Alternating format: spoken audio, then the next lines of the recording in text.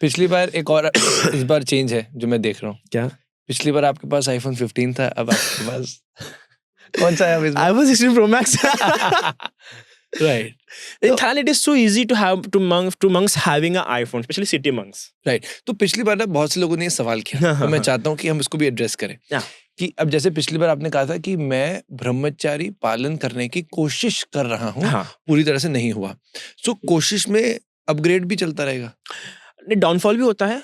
ऐसा नहीं कह सकते कि आप अपग्रेड में सिर्फ अपग्रेड ही होते जा रहा है। मैं कोशिश कर रहा हूँ, पर कई बार डाउनफॉल भी होता है, पीछे भी आता है इंसान। एक बहुत सीधी सी बात है, जो हम सिटी में है ना, वी आर क्वाइट इन्वॉल्व्ड।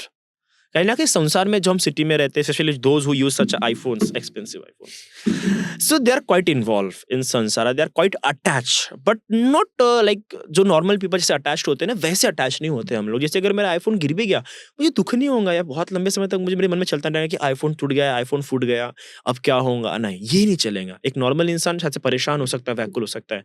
तो एक ये डिफरेंस हो जाता है कि माइंडफुलनेस और अवेयरनेस हमारी बनी रहती है, क्योंकि हमारे मन में वो तो पहले आता है, बुद्ध ने ये बात तो पहले ही बात कही दी थी। तो वो आता है कि शिकायत भी नहीं कर सकते। जहाँ पे एक शिकायत का एक रूम खाली रह सकता है, बुद्धिज्म में वो नहीं रहता कि जितने भी दुख है उसके बारे में बुद्ध पहले ही बोल चुके हैं कि देखो अब ये किया है तो भरो फिर। ऐसी वाली बात हो जाती है। और even when you are in Thailand, and especially those if you are a quite popular monk, so it is easy to even सिर्फ monks में ही क्या, आप कोई भी साधु सन्यासी जो quite popular है, जिसको थोड़ा सा जो लोग जानते हैं, जो लोगों के संपर्क में, उसके पास आईफोन होना या गाड़ी होना, कोई भी सन्यासी ही क्यों ना हो, आईफोन होना, गाड़ी होना एक बहुत ही ईजी थिंग है, क्योंकि लोग देते हैं उसको, वो अपना फेथ प्रकट करते हैं। एक जो भी अच्छा इंसान बनना चाहता है, तो अच्छा इंसान वो कब बनता है? जब उसमें कृतज्ञ भाव डेवलप होता है। अगर उसमें कृतज्ञ भाव डेवलप नहीं हो तो कभी अच्छा इंसान नहीं बन सकता वो। ओके। तो जब वो किसी के पास से सुन रहा है, किसी के पास से सीख रहा है, तो उसका मन करता है कि मैं उससे सीख रहा हूँ, मैंने कुछ तो स्पेशल चीज देनी चाहिए। जैसे कि आप किसी से प्रेम करते हैं, तो आप ऑफ कोर्स कुछ ना कुछ तो देंगे एज अ गिफ्ट। सो वैसा हमारा भी अपग्रेड होता है, क्योंकि हम सिटी में हैं। तो आपको भी एक एज अ गिफ्ट मिला? आते रहते हैं, बिल्कुल। ओके, हाँ, ऑलराइट। तो अभी तक जैसे अभी तक कितने आईफोन मिले ये पूछ रहे हैं आप? और क्या क्या मिला आईफोन के अलावा?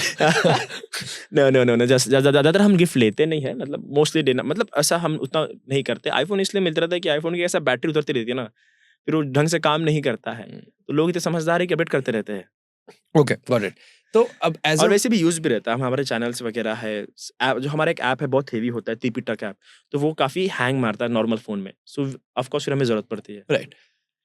एज अ मंक हम आगे अगर जैसे बहुत से लोग ऑलरेडी बहुत सी चीज़ें या डिज़ायर्स के फील्ड में होंगे, और अक्सर लोग यही कहते हैं कि हमें छोड़ना होगा, राइट?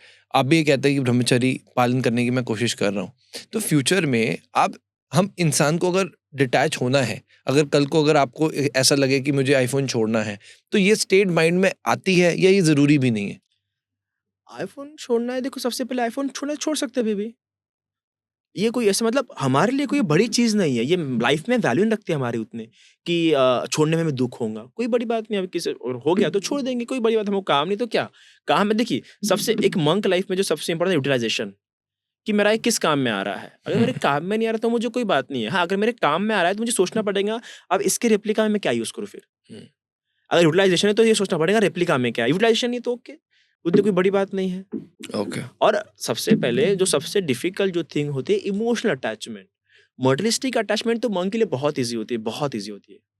इमोशनल अटैचमेंट थोड़ा डिफिकल्ट हो सकता है किसी भी इंसान के लिए, चाहे मंक हो या कोई भी हो।